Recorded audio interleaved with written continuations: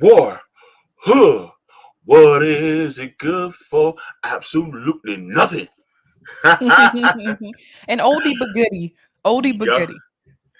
Hey, everybody. So good to see you. Welcome to the Sabby and Jaybe show. That's Sabby with two B's and one Y, but not where you think. Oh my god. I'm not gonna say anything. No comment. If those of you who watch, uh, if those of you who watch She-Hulk know, you know. Oh, did you ever get to watch She-Hulk? I haven't seen it yet. I know I'm Oh, behind. I'm behind. I'm gonna get there oh, though. I'm gonna get oh. there. There's this okay. There's this white girl that shows up. She is so funny. She's like, my name is Madison. It's with two N's, one Y, but not where you think.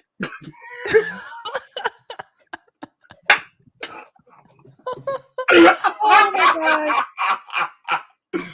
Oh, I had to do it at least one time, just one time. So I'm gonna have to catch up.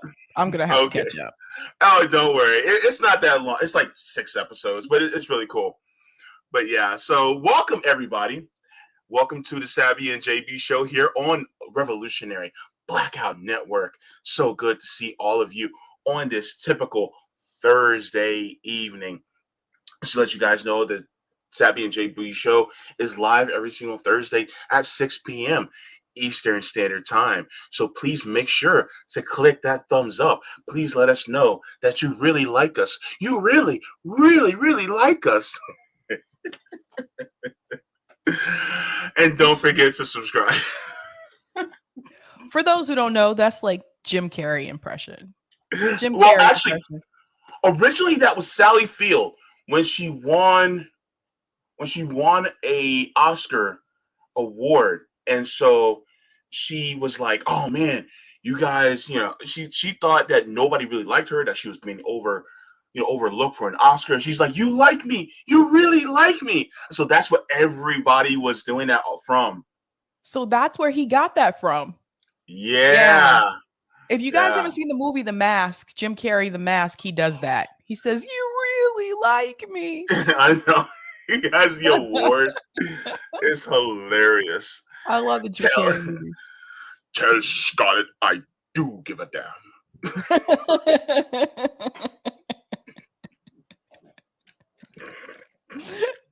What the hell is wrong with Oh me? man.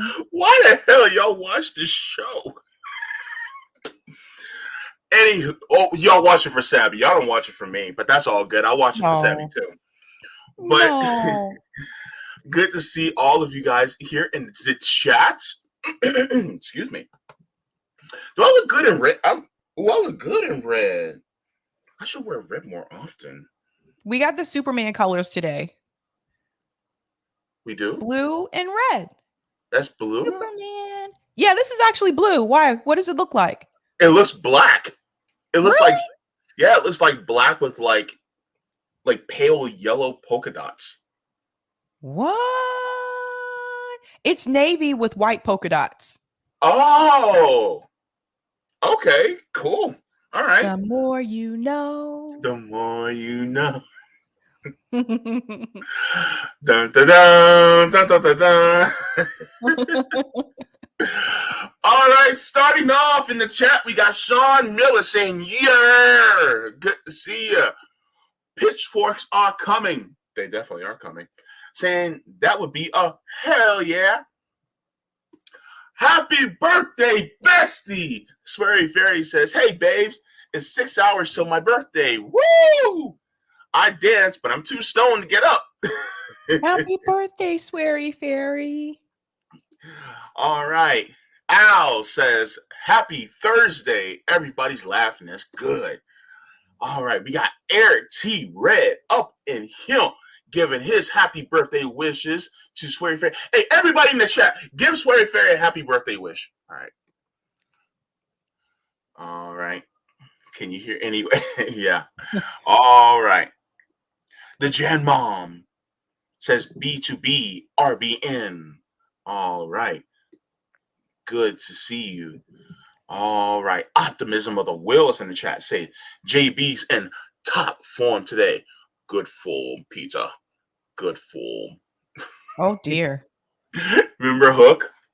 Yes. Yeah. Oh my God.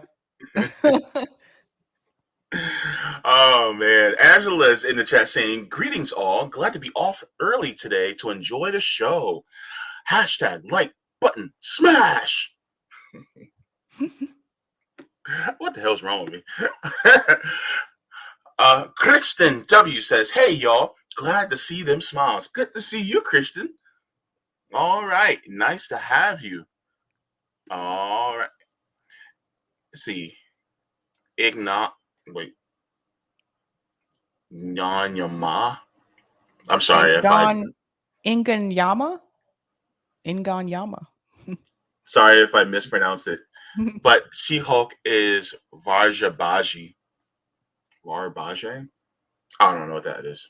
But welcome. All right. All right. Who else? Dead People's Thing says buffering, loading. Buffering, loading. All right. Who else is in the chat that I didn't get to say hello to? I think Nick's in the chat. I saw Nick. Yep. Got it. JB and Sabby show, my favorite time of the week. Nick's in the chat. That means I get to put on a funny performance. Get my brother laughing over there. I hope you hide because you're going to laugh your ass off today. That's what it's all about. Don't spill out your tea, Sabs. Don't spill out your tea, girl. Chris is in the chat saying, in Chicago, glad to have this through the storm. There's a storm? Yeah, there's a winter storm. It's coming our way too. Yikes. We usually get Chicago's like weather. So it'll hit them first and then it makes its way to the East Coast. Got you. And that has that lake effect snow, and then it comes through over Chicago. And then because of the jet stream, it probably pushes it over towards Massachusetts, right? Yep. Got it. All right. See, I'm not that dumb. Mastermind Hour says, easy, Sally. Bling Girl gives a thumbs up. All right. And then I'm going to do a couple more. Just a couple more. All right. Wait, is Rome in the chat? Wait. Rome's not in the chat. I didn't see him. Did he? Is he? I didn't see him. No. Okay. All right. Let me see. Net Rando says, hello from Canada. Happy holidays, James and Sabrina. Peace and prosperity. Thank you. All right. And -40.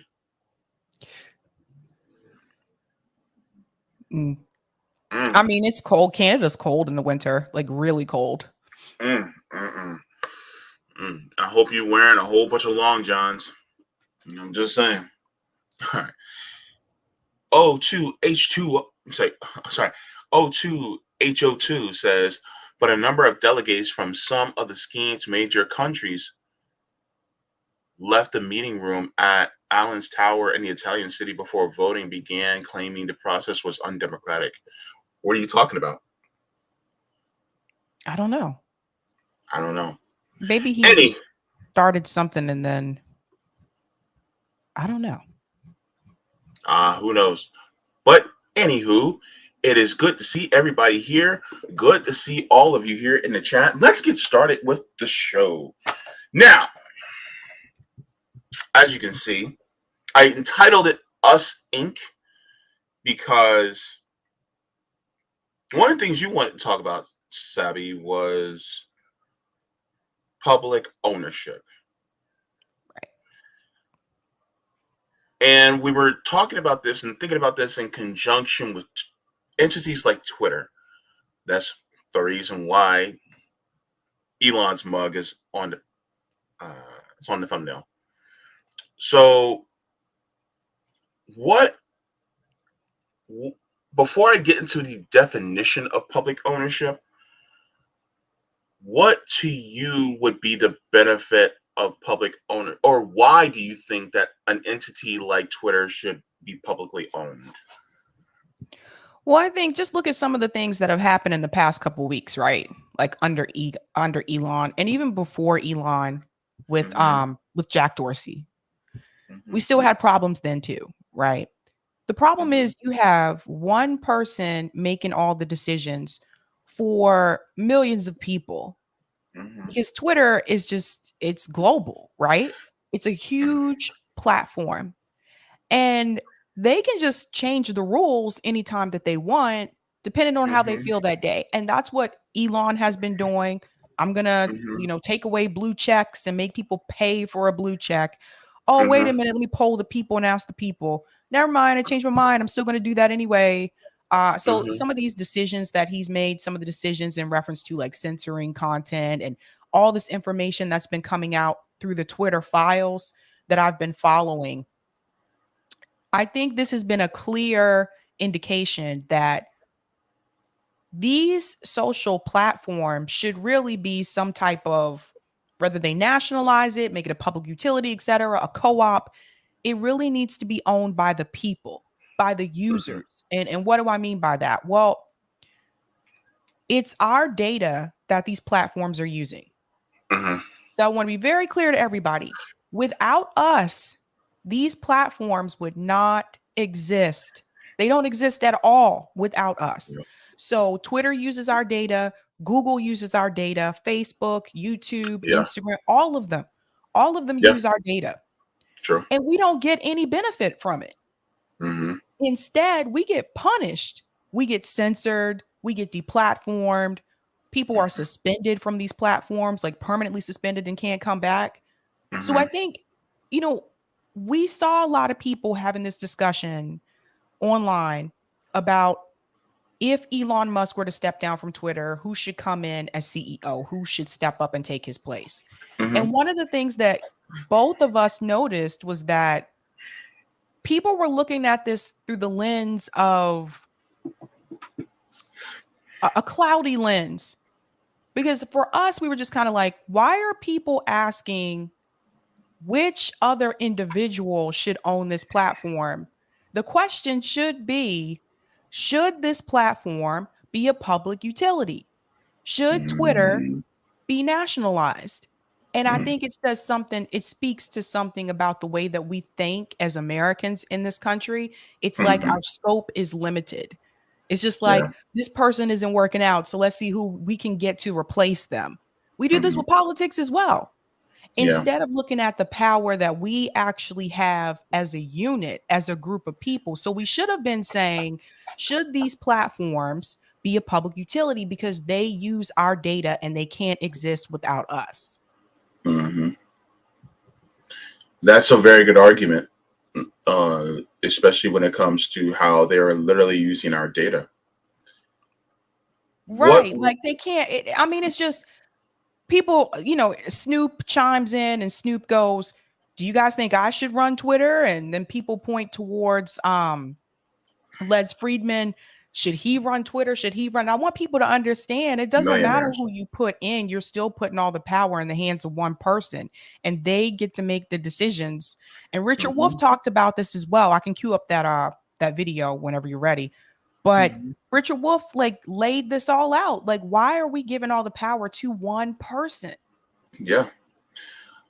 What would you say to someone who says, make it publicly owned? That means it's going to be ran by the government. What would you say to that skepticism from someone saying that the government, is would have control over what you say and what you can't say? Okay, then make it a worker co-op. I mean, because here's the thing Mhm. in the response to that question, the government is already doing that anyway. Even though Elon owns it, as we found hardcore information that now we have evidence. We thought this was happening, but now we have proof. The government is already doing that anyway.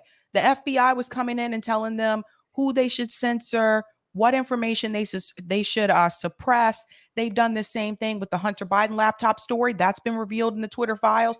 Like they've already been doing this. The government came in and told Mark Zuckerberg that he had to suppress the Hunter Biden laptop story. He admitted this on his interview with Joe Rogan. So we're still under government control. Yeah. I mean, just it'll be more accountable if it was a public utility.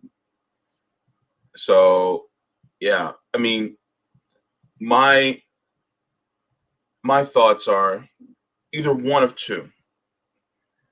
You either make it into a public utility or you make it worker owned and operated. One of the two. And because I felt the same way as you. Everybody was talking about, well, if Elon shouldn't own it, then which person should own it? That's a very individualistic type of lens to look at it through. Mm-hmm. And even I did a poll and I quote tweeted that poll a bunch of places. And it's funny, someone asked a question under one of Ian Miles Chong's under one of his tweets and asked something. He asked a question and Elon, boom, right there, answered. Right? And this person probably doesn't have that many followers. And yet, and that person only had about 1,000 likes on the tweet. And yet, that person got a direct answer from Elon Musk.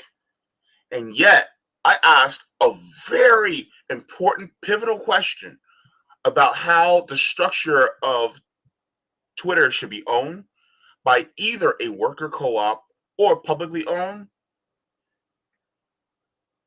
No answer, no question, no answer from that question. Actually, you know what? I should pull it up because I find it really interesting. Let me see. Yeah, I think we limit our way of thinking sometimes. It's just like, why are we arguing over which billionaire or millionaire should own this platform? Yeah. It's still going to be owned by someone who's very wealthy because you have to buy it, just like Yeah. Elon had to buy it. Yeah. And why should it have to be that way? Like, it doesn't like, I think what you and I are talking about is we can dream so much bigger. We don't have to say, oh, we just got to put it in the hands of another person. Like, why would I put it in the hands of Snoop Dogg? Why would I put it in the hands of another millionaire, of another not oligarch, but another rich person? Why? For somebody who's affluent. Like, no, like, come on. Now, let me share my screen really quick so you guys can see. I said, should Twitter be made into a public utility and or worker owned? I said to Elon Musk and Twitter support, please pay attention. There's a day left on this poll, by the way. The yeses are 85.1%. The no's are 14.9 out of 2,694 votes. Now,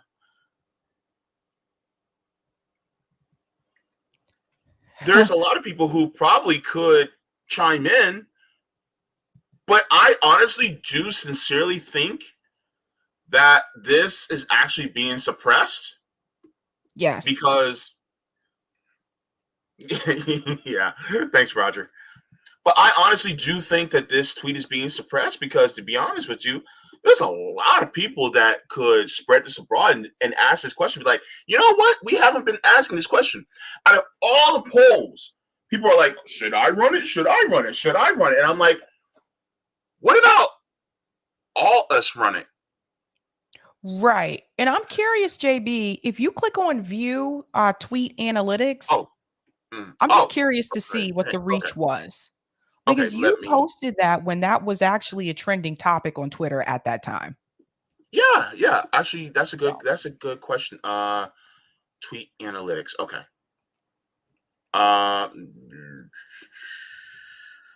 So impressions 44,130. I don't know what impressions mean though. I think impressions is they saw it. So Yeah. times his tweet was seen on Twitter was over 44,000 times. Mm-hmm. And people that means they just saw it and kept scrolling. They didn't even Yep. care to engage with this idea. Engagements is the total number of times a user has interacted with tweet. This includes clicks anywhere on the tweet, includes hashtags, links, avatar, username, tweets, expansion, replies, retweets, replies, follows, and likes. So 3,049. So yeah, it's wild, but like 44,000 impressions, but not much. Only 234 likes. But the other thing too, JB, is that I still feel like this was somewhat suppressed. Yeah. Because you mean to tell me 44,000 people saw that, and how many people answered the poll? 2,694. Yeah, that is very. I Yeah. question the numbers. I Yeah. question it. Yeah. Because here's the problem. I asked a question that they didn't want to be asked. That's the problem. They're cool with, oh, should some other rich prick who is an oligarch own Twitter? Oh, yeah, we got to ask that question. But to ask a question that puts it in the hands of the people, say, should Twitter either be publicly owned or be worker owned? That's a big no. It's like, no, you can't ask that question. Like, why can't we ask that question? And why isn't more people being engaged with this? Why is it that 44,000 people saw the tweet and decided to scroll past it, and only about 2,600 people decided to vote on the tweet? Well, where he said they squashed that poll's reach most likely. And that's what I think too, because I'm like, there's no way. There's no way. And you tagged Elon Musk in it. I tagged him. And Twitter support. Yes. And Elon, he has been responding to some of the tweets that people tag him in. But again, like, this is not something that benefits him monetarily. No, it doesn't. So he's probably like, well, I'm not going to respond to that one. No. Even though it's I think it's a legitimate question. And the only reason why I tagged it as much is not for me to get visits to my page or anything like that. I don't care if whoever posted it. I just wanted that question to be asked. And I wanted people to actually engage and vote. And here's the crazy part. When Elon asked a question about him stepping down from control of Twitter as CEO, that was like a 55-45 margin, right? Look at the margins on this vote. Look at the margins. This is just another example. Because that topic was trending that night when you sent that. I remember. Yeah. Everybody was talking about like who should own it. Everybody. Yep. Once you start talking about like worker ownership, they're like, nah. Yeah. And it's not like I have like maybe 400 or 500 followers. I'm almost to 40,000 followers on Twitter. I'm almost to 40,000, and yet still not that much engagement. I'm pretty sure people like Nick shared it, and Nick got what, over 80,000 followers on Twitter, and it's still just that much. How many retweets does this have? I'm just curious. Let me see. This one has 170 retweets and 13 quote tweets.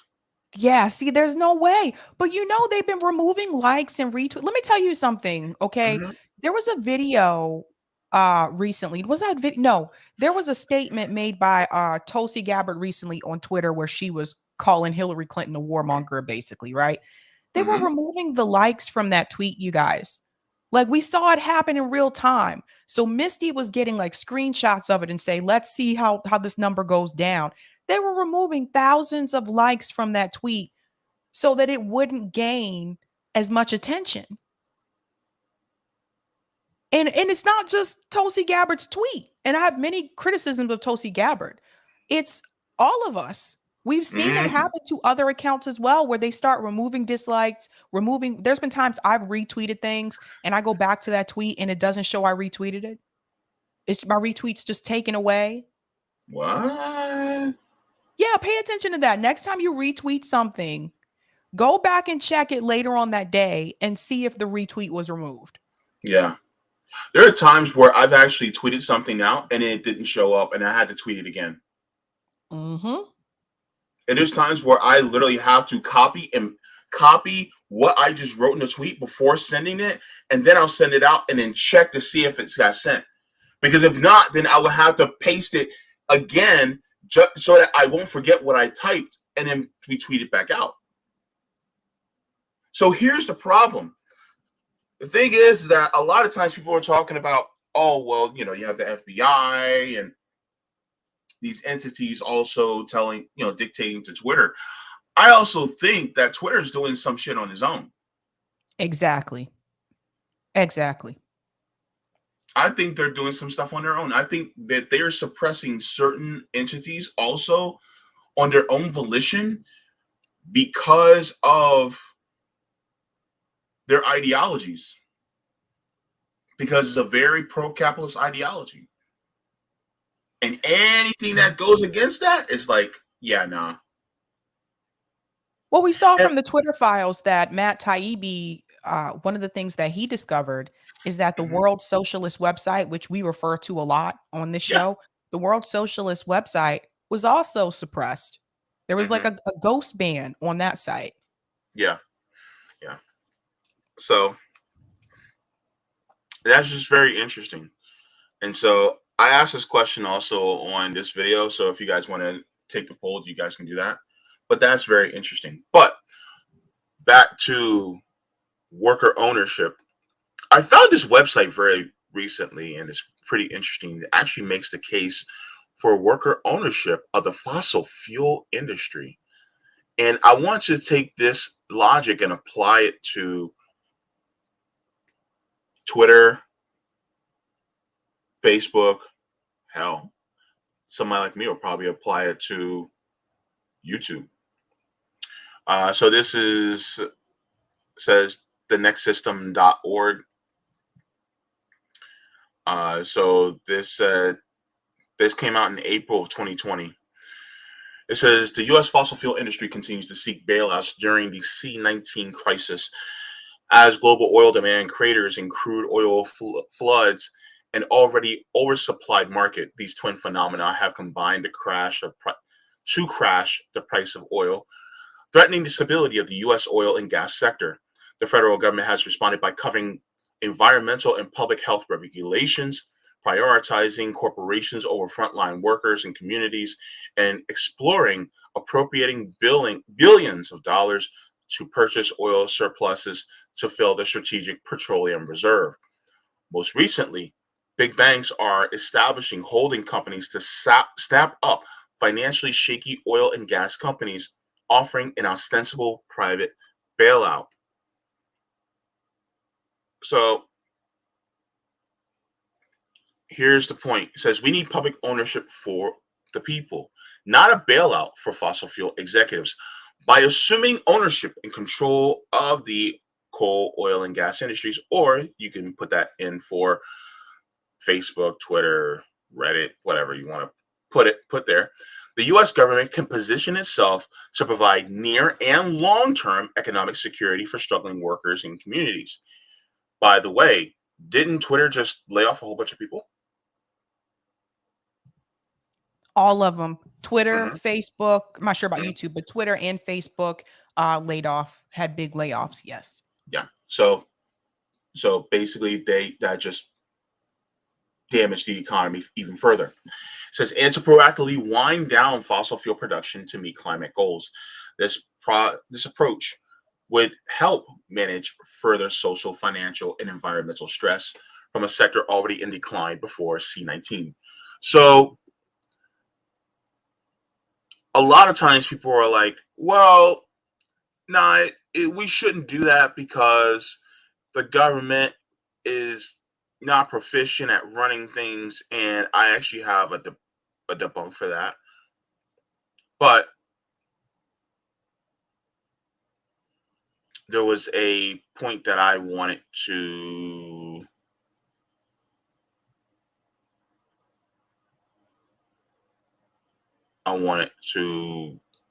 go to. Oh man, this is. I think I lost my spot. Hang on. Don't you hate that? Yeah, I know. I hate when I. Oh, okay. Okay. Acquire privately held companies and asset through eminent domain. Using eminent domain, the federal government can acquire land and infrastructure associated with fossil fuel production to bring oil, gas, and coal into public ownership. Eminent domain allows the federal government, as well as state and local governments, to acquire assets in exchange for just compensation, and could also be utilized to acquire both public and privately held assets and companies. Typically, acquisition is purposed through negotiation. But in the event that an asset holder does not agree to sell, the government can seize the assets with compensation determined by courts or arbitration. And it gives an example. During the New Deal era, the federal government frequently used its powers of eminent domain to create national parks and to build hydroelectric dams. To create the Tennessee Valley Authority, the federal government used eminent domain to acquire the private Tennessee Electric Power Company's lands, dams, and transmission systems. Then expanded the assets and established a federally owned power company that persists to this day. State and local governments also utilize eminent domain on a daily basis for development and public benefit. Though one of the simpler paths to acquire ownership of privately held companies, this strategy would likely face significant legal and political hurdles. So, basically speaking, I honestly do think that in a government that is more people-centered instead of profit-centered, entities like Twitter and Facebook could be publicly owned, being that they are literally the public square for speaking. They are the digital public square. That being said, they are too big to be private. That's right. See what I did there? Yes, that was good. They're too big to be private. I want to talk to Tom. Do you remember Tom from MySpace? Does everyone remember MySpace? And everyone had that one first friend named Tom.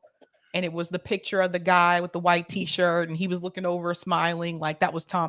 I want to hear from Tom from MySpace because I would like to pick his brain about this, like how he feels about social media today compared to how things were when MySpace was like popular, you know? Like I wonder what Tom would have to say about this. But I have that video of Richard Wolff. I want to show you guys what Richard Wolff said about this whole idea because he refers to it as social institutions.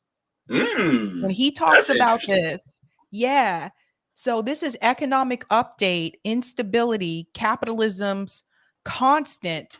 And in this piece right here, he's talking about Twitter, but he's going to talk about it from a different lens of social institutions and why these things should actually be owned by the people and not one person.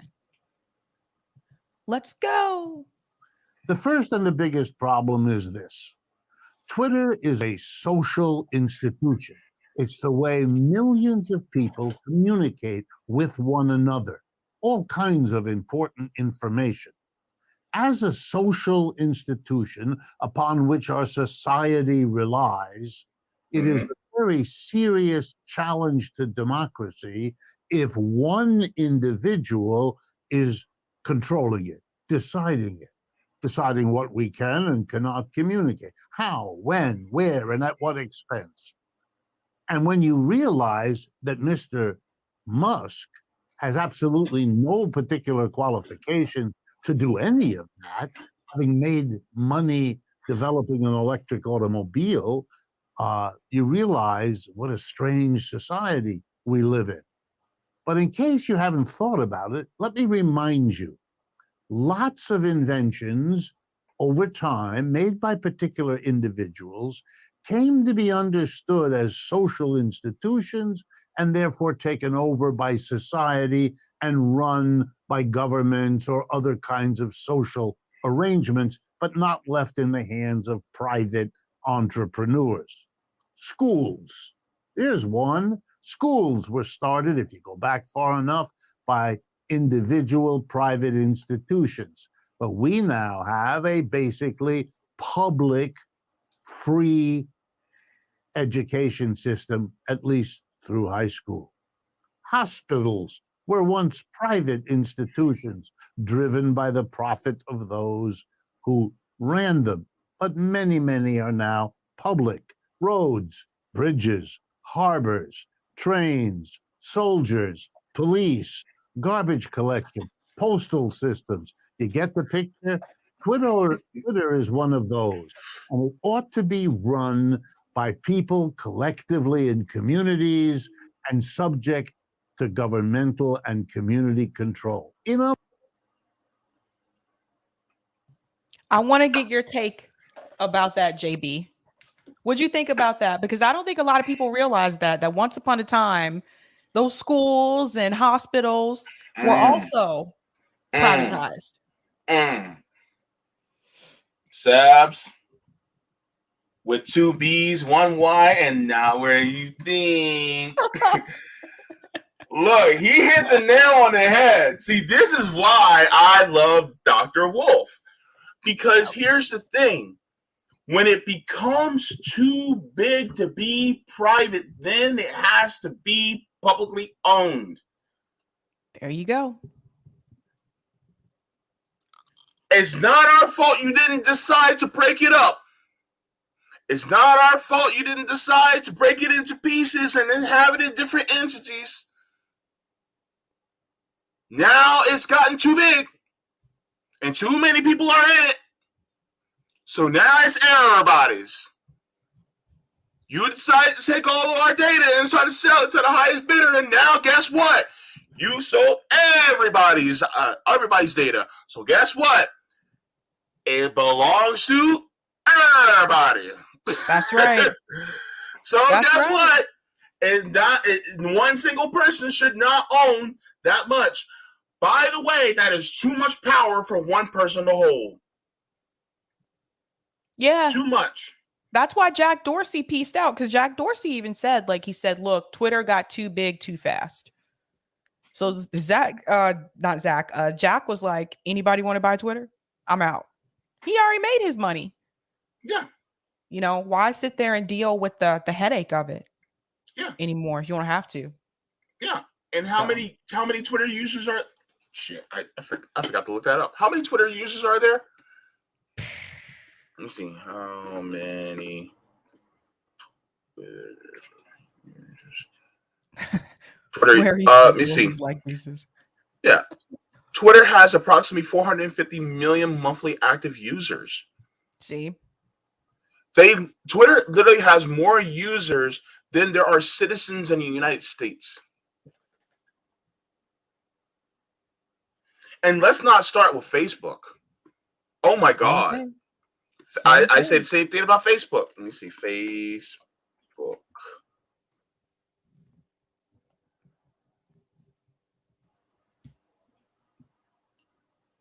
So by 2020, Twitter has 2,797,000,000 users. Twitter has roughly a little over half of the population of China. Wait, no. Wait, no. China's only at 1 billion people. No. God, they have enough to do like 2.5 Chinas. That's crazy. This is like, It's crazy. that's what you know what? Twitter, Facebook, and YouTube. YouTube has a lot of users. You guys know YouTube is the second largest search engine in the world. Google is number 1, and Google owns YouTube. Google also is too big to be privately owned. Yep, that's another one. Google should be a public utility. That's what we're saying. I'm going to get back to let him finish this really quick. In other words, Twitter ought to be a publicly controlled utility, just like all those others are, and not run as a private profit.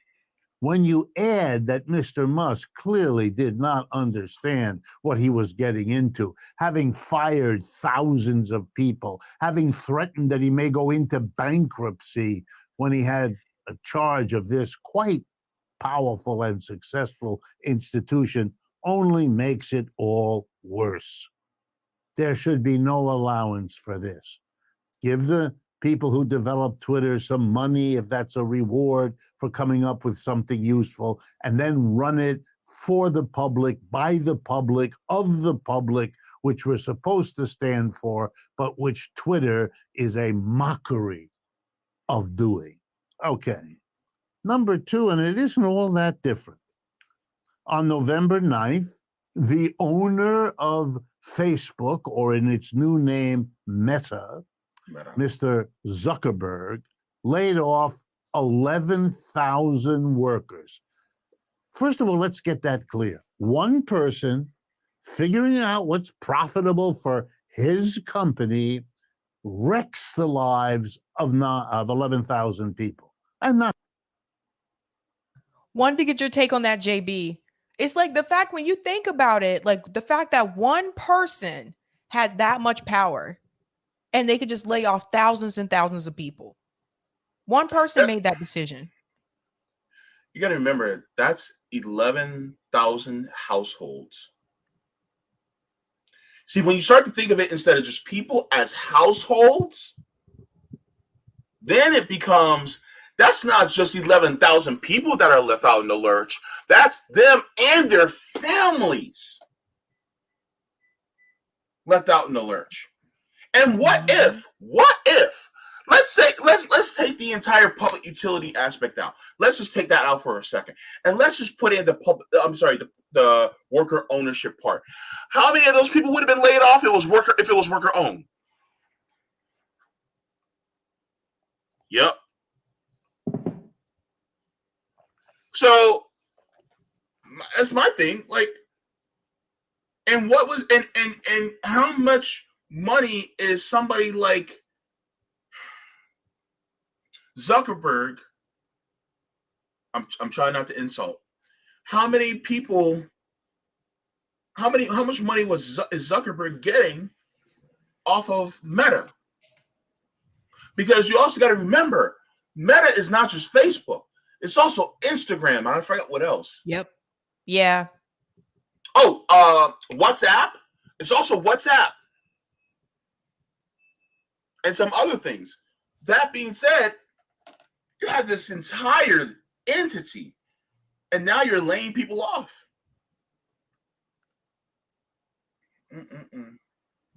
Yeah. So it's like you have to have, and the point we want to drive home to people today is that without us, these platforms do not exist. Yeah. They wouldn't have advertisers if it wasn't for us. If we didn't have accounts on these sites, they would not exist. Period. Yet you have, they're owned by one individual who are billionaires, and they're using our data. So they were able to get rich off of our information. And we got nothing. You got nothing. And so, yeah. Let me go back into the clip here. Not just the 11,000 who lose their jobs. But let's go through it. Their spouses, their children, the communities that depended upon them. What happens to all those people? What happens to their lives, to their kids in school, all the rest of it? Smash, chaos, no one cares, no one does anything. One man's decision. He's obviously made lots of mistakes in his life. Those are bad enough. This one costs 11,000 people their job, if it's a mistake, which it probably is. Wow. But I want to focus on a particular point. People like Mr. Zuckerberg are constantly telling us that the enormous wealth they accumulate based on the profits earned by their companies is somehow appropriately given to them. And why? Because they took a risk. Let's be very clear here. The capitalists tell us they take a risk, and the profit is the reward to risk. If our capitalist also works in the company he invests in, well, then he gets a salary for that. Work gets you a wage or salary. Risk gets you profit. That's what they want us to believe. But it is, if you allow me, BS. Why? Because the workers take risks too, and no one pays them anything for it. The work. JB. Bars, Sabs. Bars. Just bars right there. That's all I got to say. All right, let me let him finish here. Who goes to work at Meta or Facebook may have traveled enormous distance to take that job, moved her family across the country, moved her kids in and out of school, disrupting their lives, made a decision to take out a mortgage to own a home. They took enormous risks to work at a place that just fired them, 11,000 of them. They took a risk. And you know, there's a difference. The risk a worker takes is that the people who run the business will make a mess of it, like Zuckerberg, and that they'll get fired. Whereas Mr. Zuckerberg, who takes a risk, is in charge of the business he's risking his money in. He has some control. The worker has none. And you know, if the business goes bad, the employer, Zuckerberg, can ease the problem for himself by firing the worker. But the worker, for the risk he took, he can't fire the boss. That's what the word boss means. So here we have it. In capitalism, capitalists get rewarded with profits for taking a risk. Workers, they get paid for their labor. But what do they get for the risk they took? Nothing. That's not a system that's fair or just. And this is why it is incredibly important to have worker ownership. This is exactly why. Because yes, workers do take those risks. They do the same thing. And they put all of their, hope into the fact that they'll be able to take care of themselves and their families with this job. And then it just takes one person to make the decision, I'm going to lay off thousands of people. Now, everything that person has worked for, all the risks that they took for that job, it turns out to not be worth it because they lost the job. So now they kind of lose everything and you have to start all over again. And if you have a worker co-op, the difference is, and Professor Wolff talks about worker co-ops a lot on Democracy at Work. If you have a worker co-op, you own a piece of the company. Just think about this for a second. You own a piece of the company. So you wouldn't have lost everything. You see the difference? It's the same thing with the workers that are going on strike right now. I'm going to talk about the Uber strikes tonight. With the people going on strike right now, they don't own anything, guys. We don't own anything. We're just working for these employers and they can cut us loose whenever they feel like it, especially if you live in an at-will employment state.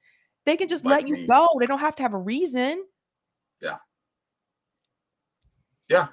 And the thing is that one of the things that a lot of people also forget when it comes to the worker co-op is you not, because some people be like, oh, well, we have stock ownership in our company. It's like, But is that truly worker ownership? Because you still have a person at the top that really is the sole owner of all the shares and things like that. With the Mhm. actual true worker ownership, you also have a say in the operations and the day-to-day runnings of the company. You can even vote for your manager. How many people would love to be able to vote for who they want to be over them, or at least not necessarily over them, but to be the coordinator of all the things that are happening, among them and their workers? Mhm. Shouldn't that be really the way it should be? Like, there was a quote that was given to me by my manager when I was in sales a couple of years ago. He said this quote. He said, "People don't quit their jobs, they quit their managers." Yes. How many people would have stayed at their place of work if they can actually choose and vote for their management? Because let's be real here. Not everyone who's in a management position is meant to be a manager. Mm-mm. Not No. everyone is a good leader. Some people get into those positions because they've worked their way up to that position, right? They've worked there for years and Yep. now it's their turn to get that manager position. But what Okay. I've found over the years is that not everyone who had that seniority to Mm-hmm. get that manager position was actually ready to lead. Not everyone was actually a good manager. It's not for everybody. And just because you worked at a place of employment for 15 years or 20 years, that doesn't mean that you are going to be good at managing people. Mm-hmm. And just because you have the best numbers doesn't mean that makes you management material. But that's a whole nother conversation. No, it's just it's I don't I'm trying to find a nicer way to put this. It's just I've had several different managers, and from my experience, it's just that some of the people who were in those positions really did not know how to lead a team of people. No. And look, I'm not saying it's necessarily their fault. Like there are workshops for this, right? And some companies will put these managers through the workshops to prepare them to lead. But not every company has that. And you have some people who get into those positions, they're not aware of the people on the team. They're not really leading anything. People just kind of doing what they want to do, or they're at the other end of the spectrum. They are overbearing and they micromanage the employees, and the employees get stressed out about that and feel like they have someone watching over their shoulder like while they're doing their work and things like that, and that's not a pleasant position to be in either. But again, like I said, like leadership means not only that you can guide people in the right direction, but also that you can trust your team. And oftentimes, what I've found is that some of the people in these management positions, they don't trust their team. They don't trust their employees. And you have to have that to be a good, effective manager. You have to Mm-hmm. have some level of trust because if you Yeah. don't trust your employees, they'll see it, they're going to feel it. They know you don't trust them. Mm-hmm. And that's going to cause you to have a turnover problem. And I've seen it. Also, a good manager also leads by example.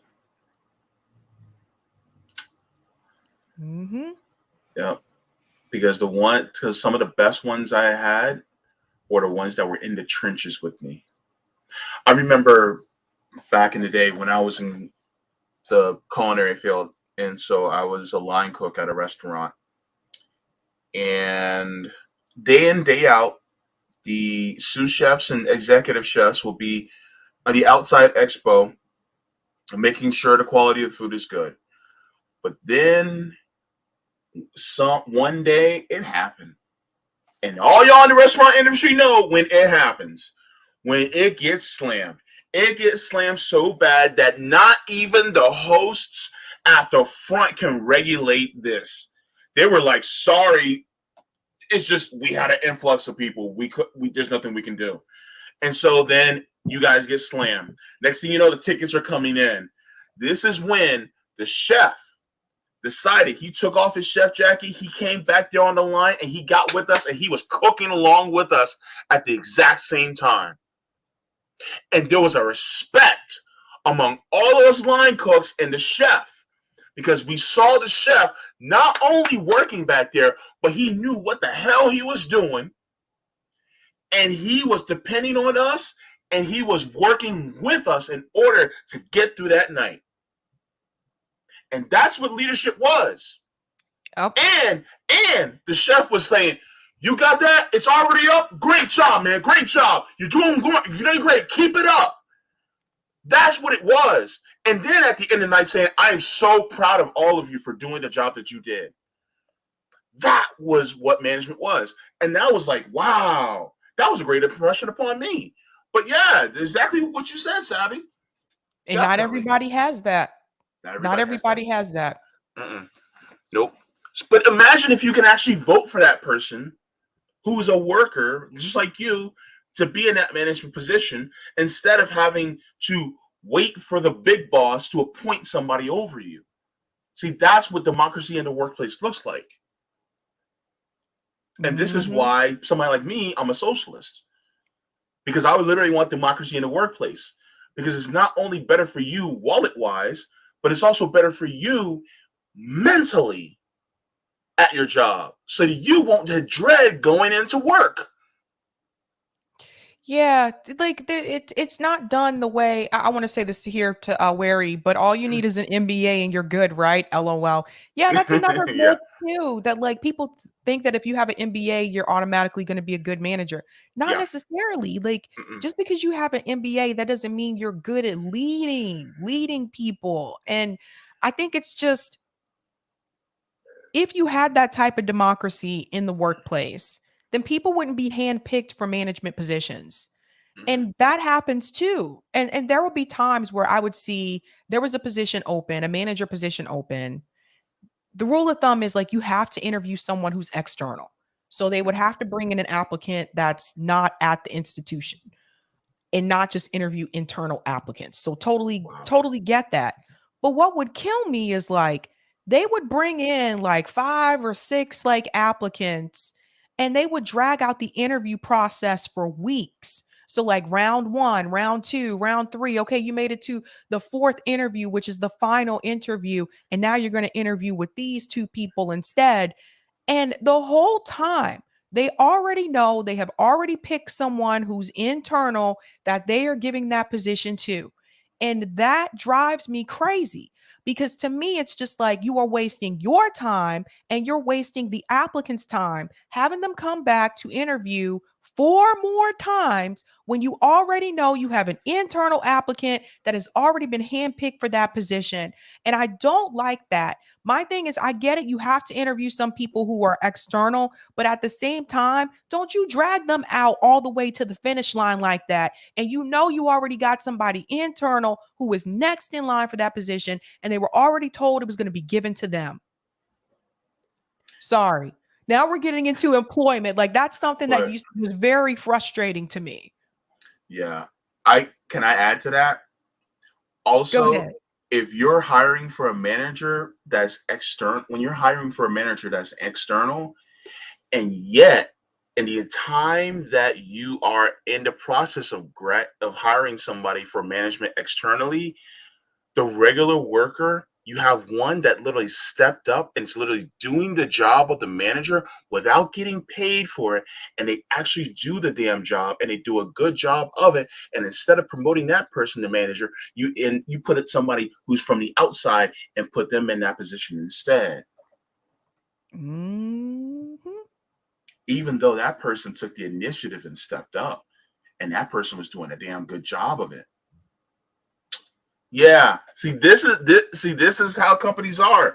And that's the thing. Oh gosh, I'm telling you. People play favorites. Like this is why when people say like, well, if people just work hard, then they'll get there. They'll get to those positions and they'll get No.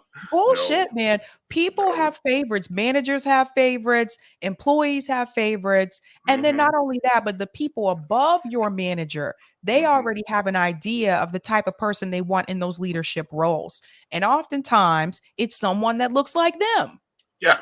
And we've seen it time and time again. So it's like JB has a good point. The people who are internal that work their ass off and work really hard, maybe they pick up an extra shift when they're asked to. Those are Yeah. the people, oftentimes they're overlooked. And the people who do get promoted that are internal are the ones that do just enough to get by. Those people will get promoted. But the people who work their ass off and come in and pick up shifts when you need them to, those people are overlooked. Make it make sense. Yep. Yep. So I'm going to go into also, because a lot of people would be like, well, what are some people would say, well, there's certain the government can't own it because the government's not efficient. And Jack said I can tell some stories. So let me go to okay, here you go. All right. So just search on Google, state-owned enterprises of the United States. It has a list. Here's the state-owned enterprises that are federally owned. So, the Corporation for Public Broadcasting, that's a corporation that's owned by us. One of the things that I also saw that a lot of people see, the FDIC, the Federal Deposit Insurance Corporation. It's a corporation, but it's owned publicly. Mm-hmm. All right. Nope, we don't hear any complaints about them. What else? National Cooperative Bank. Interesting. I'll get into that in a little bit. The NCB. Mm-hmm. Are you down with NCB? Yeah, you know me. U.S. Postal Service. Yeah, U.S. Postal Service. Is that inefficient? Does that not work? I mean, basically every single business depends on them. Every household depends on them. And what is it? Neither rain nor sleet nor snow, right? But you get your mail, you get your stuff. Yep. So the thing is that public ownership doesn't have to necessarily be a bad thing. That's the thing. It doesn't necessarily have to be a bad thing. Public ownership can actually look like any of these entities as well. Colin says the post office does not work. What do you mean? I've never had a problem with the post office. I've never had a problem with the post office. I do want to go to the super chat. Sure. Bryant says, JB and Sabby, two of my favorite RBN members. More content equals more support. Just saying. Happy holidays. Thank you, Bryant, and happy holidays. Happy holidays. Thank you. JB, can we answer this one? Optimism of the will. Has RBN ever hosted a discussion about pros and cons of co-ops versus public ownership, and maybe also versus unionizing? It sounds like a good idea, actually. I don't think we've ever truly had one, though. We haven't had a panel with all of that together, but we have had panels with unionizing. Like if you look at our activist summit, some of those things were covered. I know me and JB, we were on a panel, the unionizing panel, where we had people on that had actually started unions, and they explained like how they did it. One was from Starbucks. The other ones, Keisha and Courtney, were from Chateau Marmont. They came on and explained that. And then co-ops, I hosted a panel with two people that started worker co-op on my channel, and they explained how to do that too.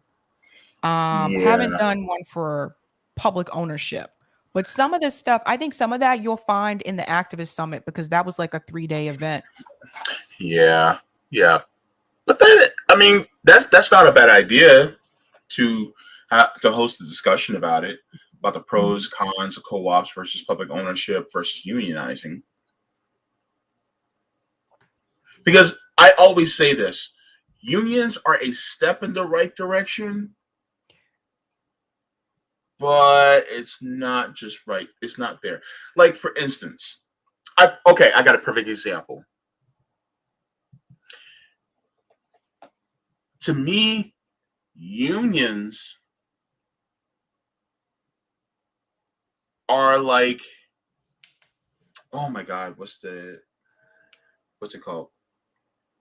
Oh, unions are like the public option, right? In healthcare. It's better than private, but it still has some flaws, right? Then you have cooperatives, right? Public owners, I'm sorry, worker ownership. That's like single payer healthcare, right? And it's great, right? But then public ownership is like nationalization, full nationalization, right? And so I do think that when it comes to the smaller businesses, the more small businesses and other different entities that aren't essential to our very survival, yes, worker ownership, co-ops, boom, right? But when it comes to very essential industries like our energy industry, like our healthcare industry, like our education, things like that, they must be publicly owned. They have to be publicly owned. Yeah. So that's where I think, it is. And so while I'll say something like a public option is a step in the right direction, it's still nowhere near where I think it should be. And that's where I put the same vein as unions. It's a step in the right direction. I don't care if we had 85, 90% of the entire country's workforce in unions, it's still not worker ownership. Right. And then the union leaders can screw you over. And we've seen this happen before too, because a lot of times those union leaders are making like six figures. Yep. And they side with management, regardless of what the union members voted for or not. So I think that, something the railroad workers are trying to do right now, that's one of the things they're fighting for as well, is to make the railroad publicly owned, not privatized. That's one of the things they issued in their statement. If you guys go to the Railroad Workers Union website, RWU, railroadworkersunion.org. If you go to their website and look at their statement, that's one of the things that they wanted to do, was to make the railroad public. And so it's like, you can start with the union, but you have to ask, like, what is the end game? And for me, that shouldn't be your end game, because look, we've seen what happened, right, JB? We've seen like Starbucks stores close after people have started unions. We've seen Chipotle locations close after they threatened to try to start a union. That's the thing. Like, they'll close the locations. They don't care. They've already made their money. Yeah. Now, I'm going to answer this. Gene, come on now. You said if RBN is anti-union now. Wow. Yeah, no, we're not anti-union. What we're saying is that a union is a step in the right direction, but it's not the ultimate goal, right? I think you can surmise that from what we were saying. And so basically what we mean is worker ownership is the goal for the smaller business, public ownership for the larger entities. So that's what it's about. Right. So that's what we mean. Right. And like I said, for real, like, they can close the locations. We've seen this happen. Like, look at what's happening with Amazon. Look at what happened after the first warehouse was unionized, right? They have come in and they're preventing the other warehouses from doing the same thing. So I think that's why I said, like, that can't be the end game. You have to up it. You have to up the ante a little bit, right? Yeah, we can go further. Right. Because they can do that. In fact, they just started, I don't know if you've seen this yet, JB. I think I'm gonna talk about it tomorrow. Texas now has its first automated McDonald's. Mm-hmm. The entire location, the entire store. There's no employees. Mm-hmm. None. Mm-hmm. So you see what I'm saying, you guys? Like they've Mm-hmm. already got some of these things they can just automate. Oh, Mm-hmm. okay, you guys want to start a union? Okay, we're just gonna make this, we're gonna shut down the location, or we're gonna make it Mm-hmm. automated so we don't need Mm-hmm. employees anyway. Mm-hmm. Yeah. And what we're not saying is don't unionize. Yes, unionize. That's something, right? It's something. But we're saying that ultimately in the goal is to get further than that. And so I understand that somebody may say, oh, well, what's the point of unionizing? Is to get some worker power. Yeah, that's important. So that ultimately we can get to a point where we can have worker ownership. But the thing is that just do not think that unions are the end all be all. That is just a step in the right direction. So I understand, that you think, that I don't know how unions work. Guess what? Most of the country's never been in the union because they've been shut down. Because any semblance of getting close to anything close to have worker power has been cut off. What is it? I think it's 89% of workers have never been in a union or not in a union. So Yeah, the most people majority of aren't in. Americans. No, I was gonna say the majority of Americans don't have that option. Yeah, we don't have that option. Like what? Yeah. So we're like, okay, if you can unionize, great. But if you can skip the unions and go ahead and collectively own your workplace, even better. If you can do that. So the thing is that I'm not saying it's bad. I'm just saying unions are a step in the right direction. But if you can skip that step to go even further, then go ahead and do it. But I don't understand how that's discouraging of unions. See what I mean? But yeah. But one of the things that I also wanted to bring up, and since we're on the subject of worker ownership, Roger. Oh, wait, before I do that, hang on. Let me go to a couple of super stickers and super chats really quick. Sorry. I want to make sure I get these first. Chris, thank you so much for the super sticker. Thank you so very much. As well as Bryant says, poll odds of this getting congressional and senatorial support or even a floor vote. None. Not really. Because they want to keep it in the hands of the job creators when they're not really job creators. They're just facilitate. They don't even facilitate anything. They didn't even want to give the rail workers 7-day sick leave. No, they didn't. Like, no. Yeah. Also, I should check Rockfin to see if there's any comments on Rockfin. Actually,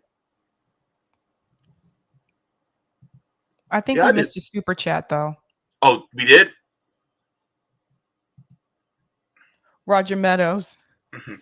It's not what you know, but who you know or who you blow. Oh.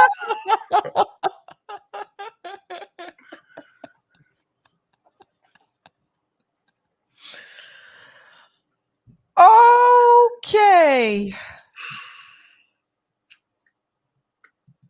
I don't even know how to proceed. Okay.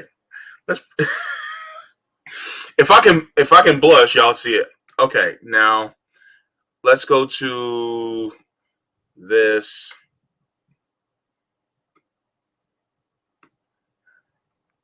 This is from usworker.coop. And for people who aren't familiar, worker ownership, it's really pretty easy to guess what it is. But it says worker cooperatives are values-driven businesses that put worker and community benefit at the core of their purpose. In contrast to traditional companies, worker members at worker cooperatives participate in the profits oversight, and often management of the enterprise using democratic practices. The model has proven to be an effective tool for creating and maintaining sustainable, dignified jobs, generating wealth, improving the quality of life of workers, and promoting community and local economic development, particularly for people who lack access to business ownership or sustainable work options. Feel free to pause me at any time as well.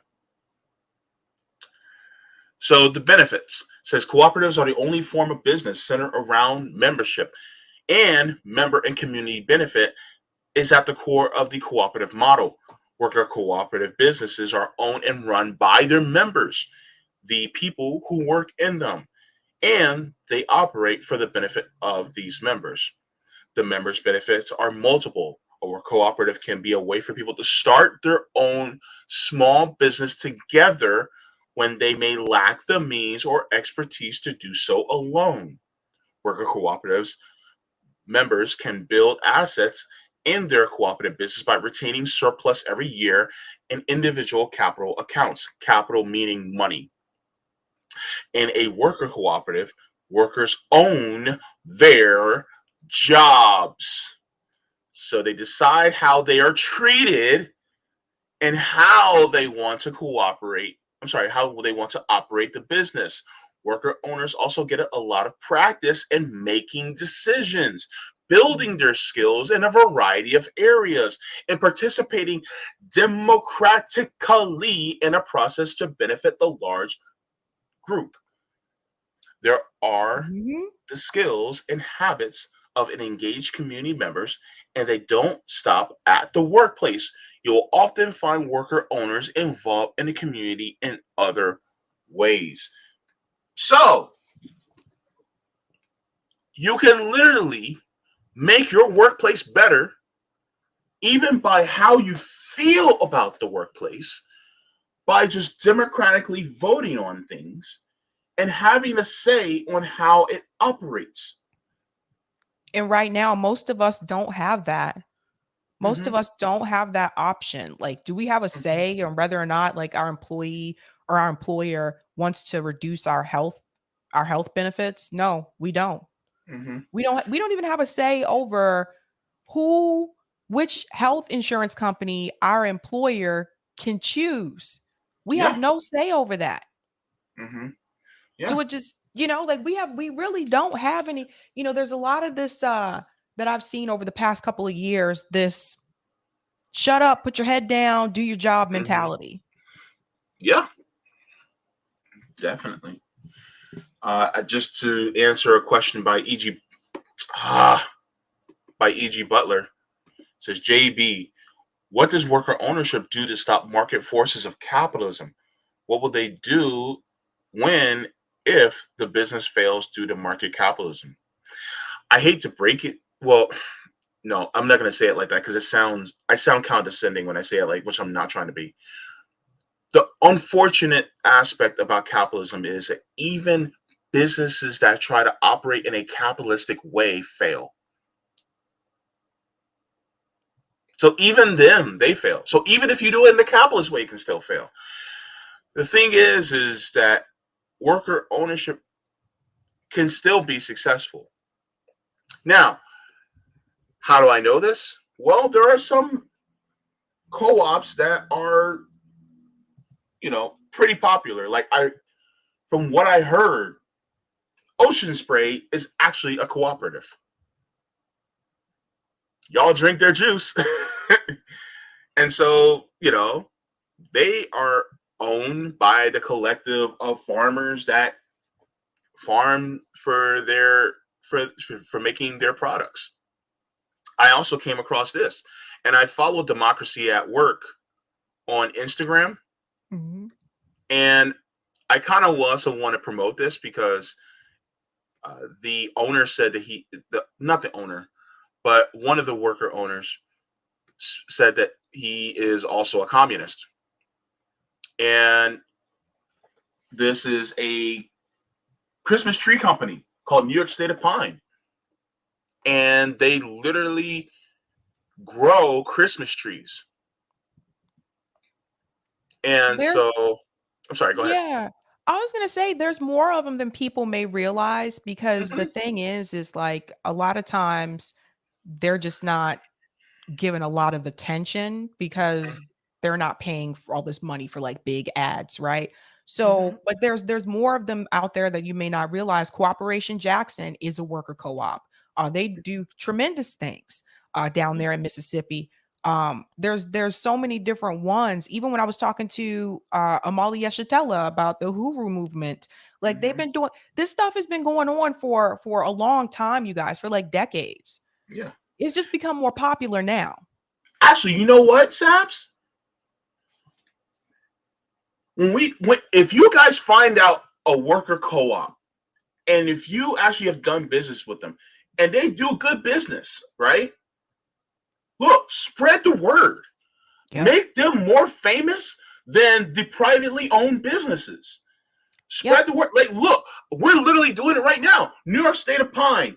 So next year, I will even put the link to their website in the chat, and you guys bookmark it so that next year, when you guys are looking for a Christmas tree, especially if you're in the New York area or in that tri-state area, and you guys want a Christmas tree, you guys can literally help build up New York State of Pine by buying from them instead of going to other places, and Yeah, help build especially up. we have a good amount of people in New York too. Yeah, like holy crap! Like you got look, you guys could literally start shopping more at these co-ops. Yes, yeah. Mhm. In fact, Yeah. maybe that's something I could do. Maybe that's something we can add like to the website Oh yeah. under resources, like a list Uh-huh. of worker co-ops. Like they're Mm-hmm. yeah, because like I think that would really help people. Hardlands, what's Hey, up? what's up, Heartlands? Good to see you.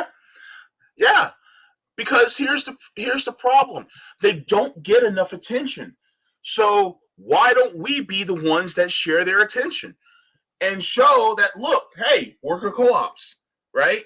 So we will promote unionization efforts. Like, yeah, you guys are unionizing, great. Support them at their unionization efforts. But also, if there's somebody that's a worker co-op or they're a member of a worker co-op company, they're like, look, here's a worker co-op. Here's their company website. Here's their location. Go to them. If you guys have anything that you need that they can provide, guess what? Buy from them. Let's use our pockets and pocketbooks and wallets in order to promote worker co-ops while still getting the things that we need. Oh, JB, I sent CJ the links to the worker co-op in my area. Okay. Since your Twitter doesn't take DMs. okay. Uh, Cool.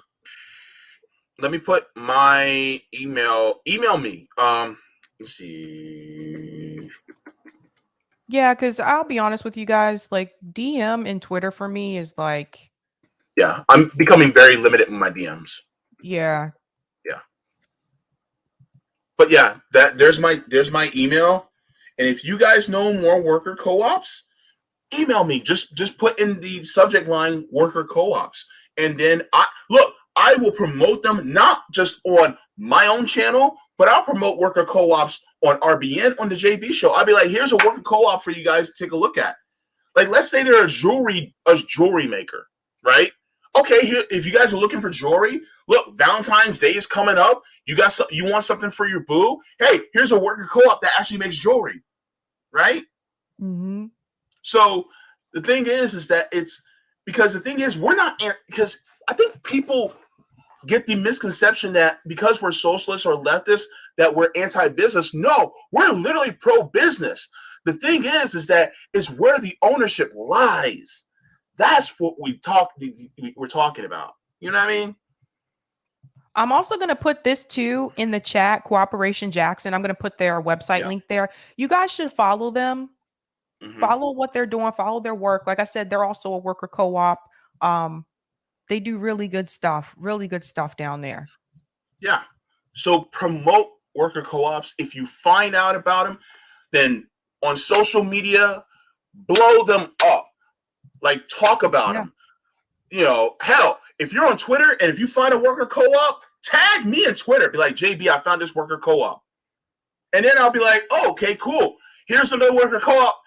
You guys want like your tax preparation needs. Go, because that's what we need to do. And that's what I want to promote more. I have to head out. I have to get ready because I have a what you call it, but I'm gonna answer this Oh, from yeah. where it's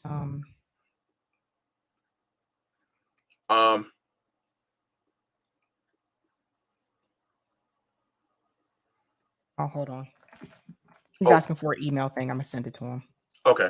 So what I'm going to do is I'm gonna look at the results of the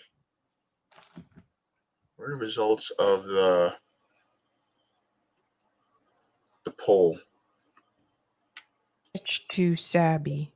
Pitch to Sabby at I see Gmail. it. So the poll, let me see if I can just share my screen really quick.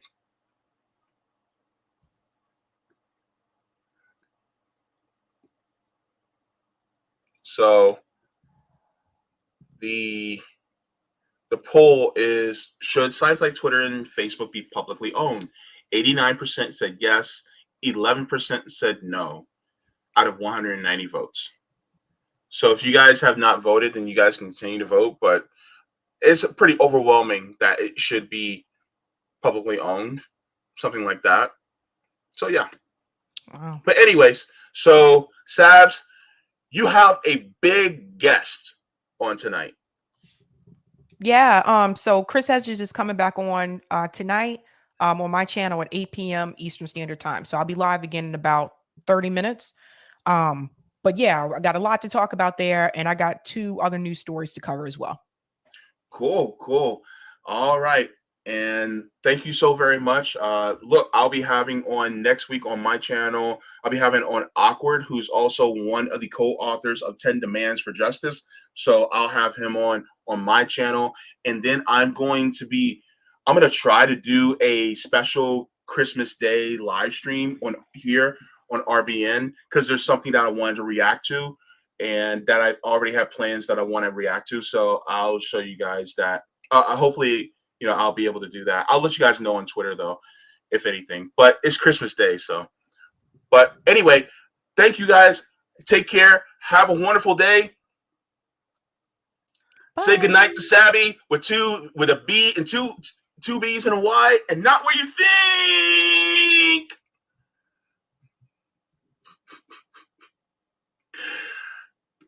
All right, I gotta go. Sorry.